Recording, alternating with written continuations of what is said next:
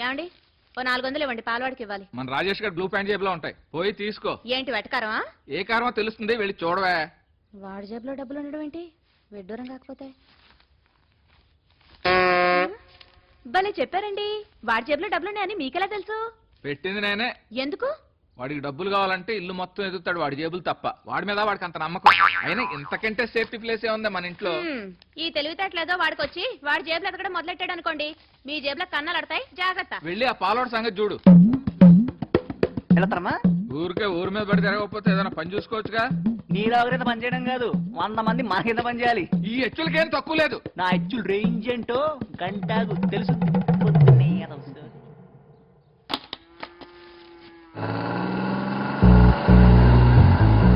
ఈ sketch work out అవుతే ముందు మా బాబు లక్షడే.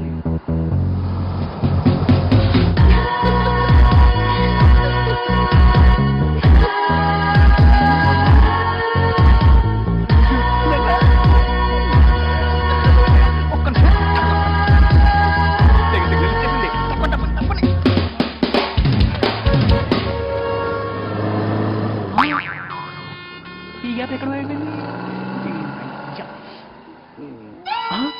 Bus miss.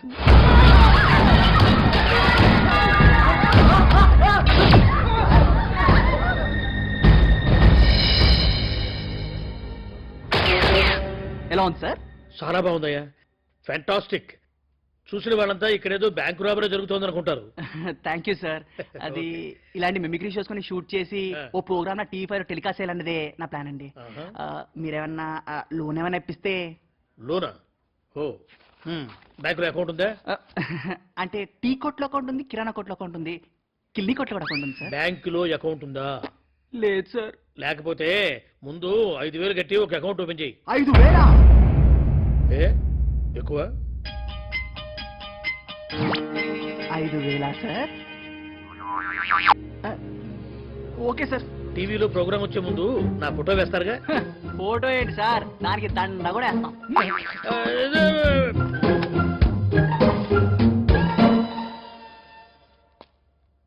సార్ నడకేంటి తేడాగా ఉంది? ఏదో అంటూనే ఉంటారు. నాన్నగారండి,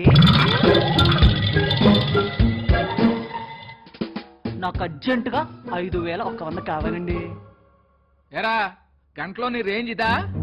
5,000 కాదు కదా, పక్కన ఉన్న 100 కూడా ఇవ్వను. ఇవ్వకపోతే ఎలా నాన్నగారు? వాటితో లోన్ తీసుకొని టీవీ ప్రోగ్రామ్ చేసి మిమ్మల్ని బాగా చూసుకోవడానికే కదా ఇదంతా. వద్దు బాబు, మమ్మల్ని ఇలా ఉన్నాయి. ఇదివరకు ఇలాగే అంటే నీతో చీర వ్యాపారం పెట్టించాను. ఊళ్ళో ఆడాలంతా నీ చీరలే కొన్నారు, కానీ మనకు ₹1 కూడా రాలేదు. ఆ షాక్ తో మీ అమ్మ చీరలు కొనుక్కోవడం మానేసింది. వద్దురా అంటే విన్నావా? ఊరంతా అప్పులు చేసి కోళ్ల ఫారం అన్నావు. ఏమైంది? నీ ఫ్రెండ్స్ తో పేక ఆడుతూ మందులో మంచింగ్ కోసం ఆ కోళ్ల గుడ్డు పెట్టే అవకాశం ఏమాత్రం ఇవ్వకుండా కోసు తినేశారు. ఆ స్ట్రోక్ తో నేను చికెన్ తినడం మానేశాను. ఇక 3వ వ్యాపారం పెట్టి 3వ స్ట్రోక్ ఇచ్చామనుకో, మీ అమ్మ నేను ఫుడ్ మానేయాలి. అది మా వల్ల కాదు.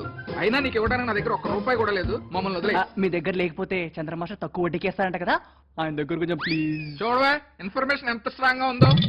వీడితో మాట్లాడి వేస్ట్ గానీ పొద్దున్నే నర్సీపట్నం వెళ్తున్నాను. వెళ్ళి బట్టలు ఇస్త్రీ చేయి, వదిలితే నన్నే అమ్మేస్తాడు. చంద్రమాస్టర్ గుడ్ మార్నింగ్ అండి. Good morning master. అవును, మీరు నర్సీపట్నం వెళ్తానన్నారు. హాఫ్ ఇయర్లీ పేపర్స్ కరెక్ట్ చేసిన తర్వాత మెల్లగా ఆదివారం వెళ్దామని.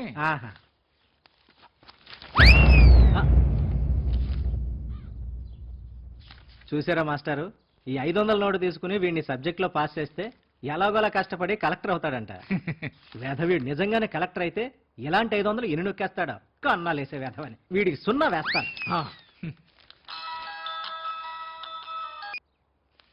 హలో హలో, నేను వెంకట్రావు మాస్టర్ నండి, నర్సీపట్నం నుంచి. చెప్పండి. ఏం లేదు మాస్టారు, ముఖ్యమైన పని మీద నర్సీపట్నం వచ్చాను. పని పూర్తవటానికి 5,100 తక్కువ పడ్డాయి. ఏమైనా సర్దుబాటు అవుతాయండి? అవ్వచ్చు. అబ్బా, ఇంత ఎండలో ఎంత చల్లని వార్త చెప్పారు. 5 నిమిషాల్లో అబ్బాయిని అక్కడ పంపిస్తాను, తనకి ఇచ్చేయండి. మాస్టారు, ఏం జరుగుతుంది ఇక్కడ? మీరు ఫోన్ మాట్లాడినట్టున్నారు. మీరు ఇక్కడే ఉన్నారా? ఎవరో మీలాగే ఫోన్ చేసి 5,000 రూపాయలు అడిగారు. 5,000? 5,000 ఒక్కొందా? కరెక్ట్, 5,000 ఒక్కొందే. కుర్రాన్ని కూడా పంపిస్తానన్నాడు. అన్నాడు. కాసేపు మీరు మేనేజ్ చేయండి, చెప్తా.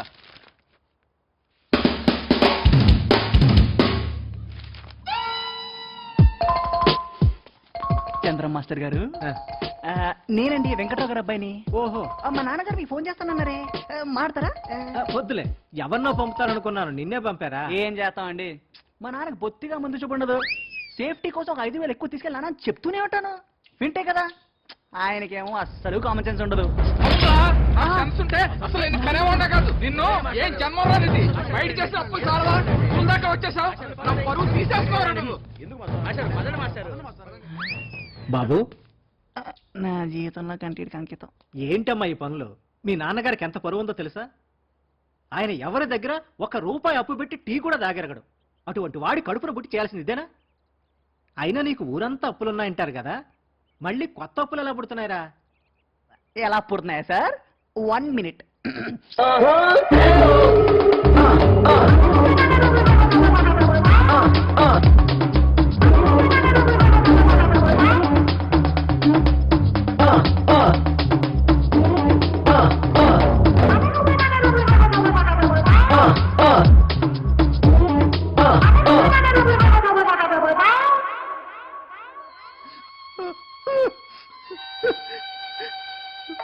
ఒరే, నీ అవసరం నన్ను ఎంతగా కదిలిస్తనుకోలేదురా.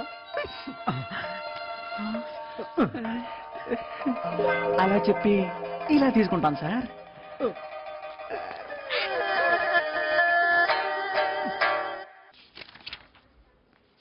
అకౌంట్ ఓపెన్ చేసావా? చేసాను sir, savings account.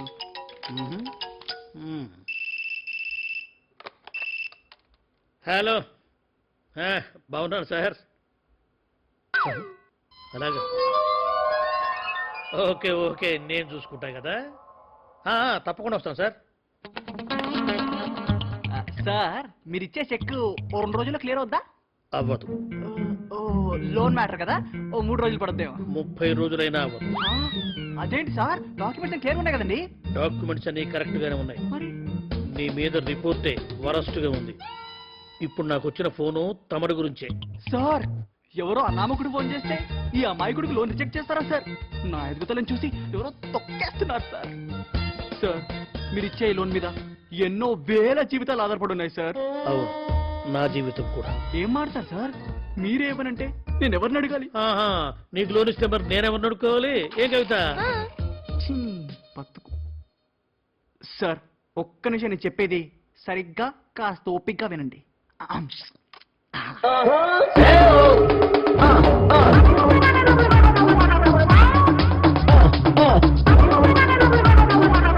అపరారి round trolley, నాకు ఈ రౌండ్ ట్రాలీ గురించి కూడా తెలుసురా. ఈ రేంజ్ లో నా గురించి ఇన్ఫర్మేషన్ ఇచ్చిన ఎత ఇవ్వడు సార్. ఓకే, నేను ఇంకెంత అడుక్కున్నా మీరు నాకు అప్పివ్వరని నాకు అర్థమైంది. వస్తాను సార్. ఇలా ఎదవప్పులు చేసే బదులు ఏదన్నా ఉద్యోగం చూసుకోవచ్చుగా. ఏం కవిత? వెధవప్ప, ప్రపంచ బ్యాంకు దగ్గర ఇండియా ఎంత అప్పు చేసిందో తెలుసా? 36,06,36,000 కోట్లు. అంటే సగటు భారతీయుడు తలపై 30,000 అప్పు ఉందన్నమాట. అంతెందుకు సార్, అప్పే ఎరుగని రామోజీరావు రామానాయుడు గారుల తలపై కూడా 30,000 అప్పుంది. అంటే ఇండియాలో అప్పేలేని వారు ఎవరూ లేరన్నమాట. వెధవప్పంట. అయినా నా పర్మిషన్ లేకుండా నా పేరు మీద అప్పు తీసుకోవడం ఏంటండి? నా 30 లగిపించండి, నా 30 లగిపించండి. అబ్బా, అది వరల్డ్ బ్యాంకు, ఇది స్టేట్ బ్యాంకు. ఏం కవిత? మిగతా వరద చేయండి. ఏయ్, ఇప్పుడు కాదు సార్, రేపొద్దున ఏదైనా మంచి బిజినెస్ స్టార్ట్ చేసి అంబానీ అంత రేంజ్కి వెళ్ళి అప్పుడు మీరు మీ బ్యాంకు మా చుట్టూ తిరుగుతారే, అప్పుడు చెప్తాను మీ పనే. ఏం కవిత?